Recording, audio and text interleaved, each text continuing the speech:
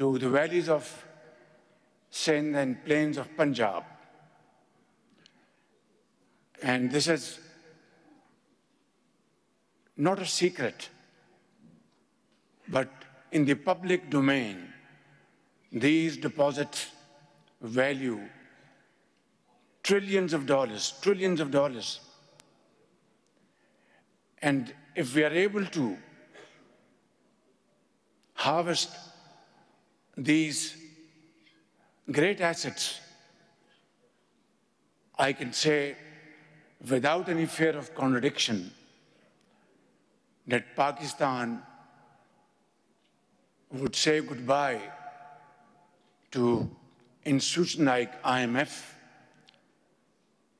who have been, of course, a great source of assistance to Pakistan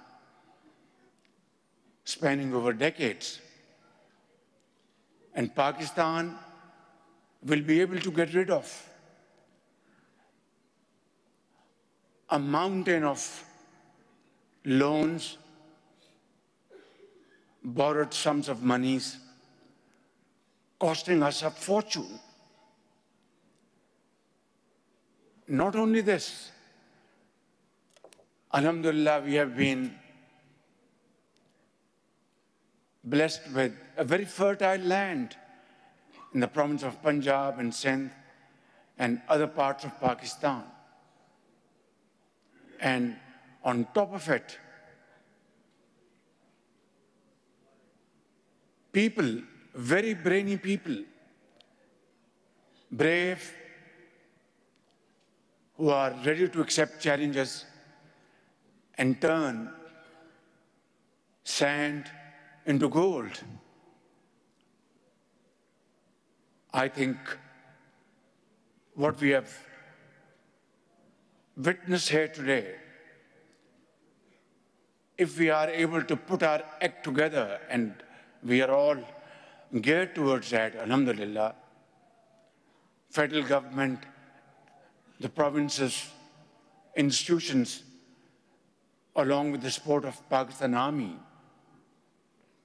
I can tell you without any fear of contradiction, ladies and gentlemen, that we can turn the corner within no time. It's all about the will to do.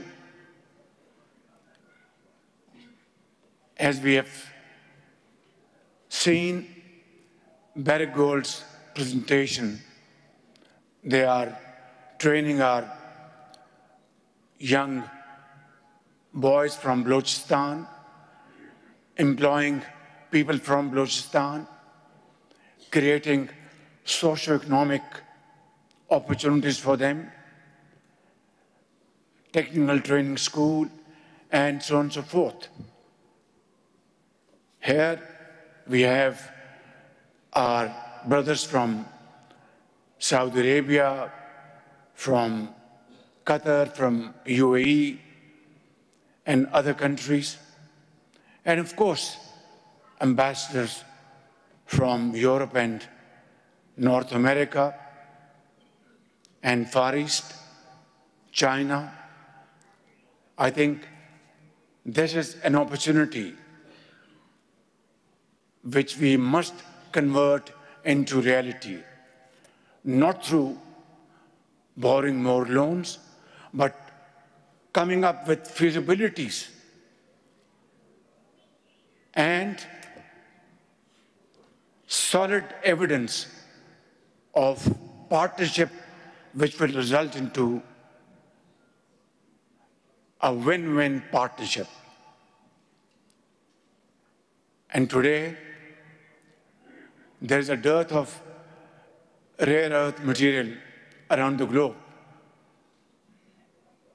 And I would like to invite, on my behalf of my government and provincial governments, all potential investors in Pakistan and abroad, whether they are from Gulf states, they are most welcome. Whether they are from China, they are most welcome. Whether they are from Europe, they are most welcome. From United States of America, they are most welcome, because I believe in my investor is my master. And together we can certainly convert this into an opportunity like never before. Ladies and gentlemen, in Sindh, we have one of the largest coal deposit around the globe. And Sindh Chief Minister Shah Sahab is doing a great job by utilizing this coal to generate power. And this coal deposit can feed our cement plants and lots of other industrial outfits, and thereby decreasing import of coal and saving our scarce foreign exchange reserves. In Punjab, they have discovered iron ore deposit near Cheniot, and I know Chief Minister of Punjab is fully geared to use this iron ore and convert into steel by investing into a modern steel plant. Balochistan, we have just talked about. KP has enormous potential, and so has Azad Jammu and Kashmir and Gilgit-Baltistan. But it's all about putting our act together. In the past, we have been issuing permission to mine our minerals and ship them out in a raw form, which is, I think, a chapter now needs to be closed forever.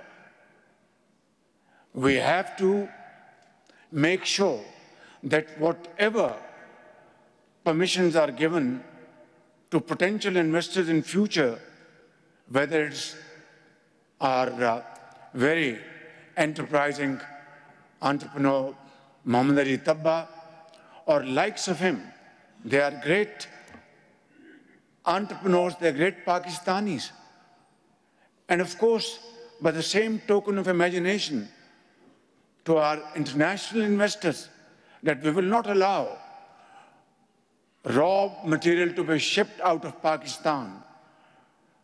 From today onwards, it has to be a very integrated policy where you mine raw materials, have downstream industry, convert them into finished and semi-finished goods, and then export it out.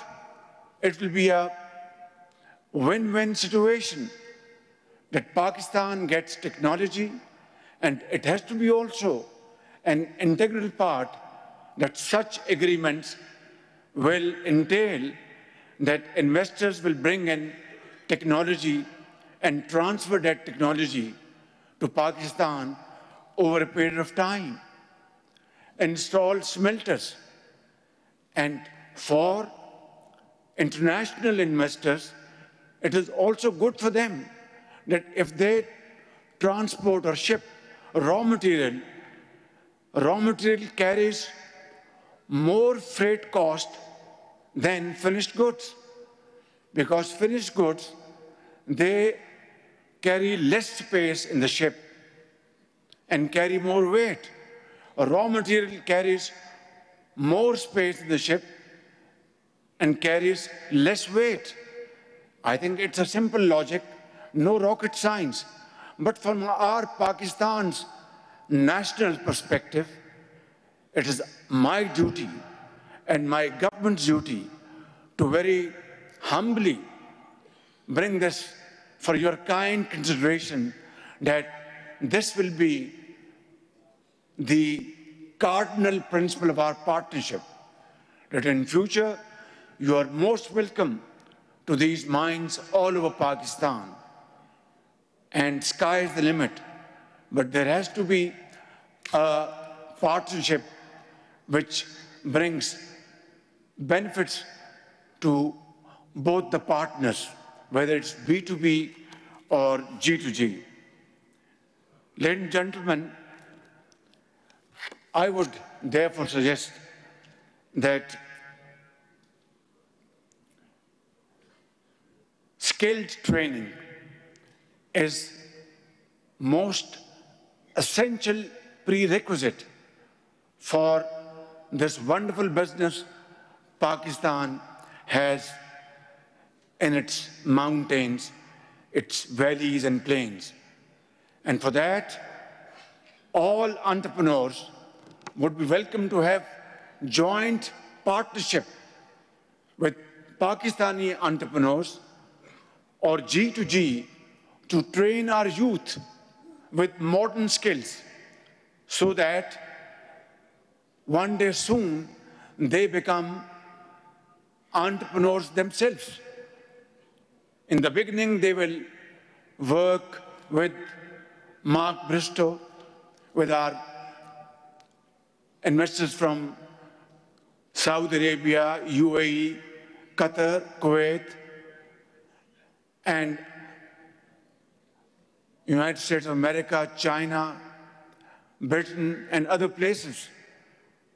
But then it has to be a built-in factor that they will train our youth by establishing vocational training centers. I think these are those very important areas for all of us to consider, and then bring up a very holistic and all-encompassing policy which will bring tremendous dividends for both the partners.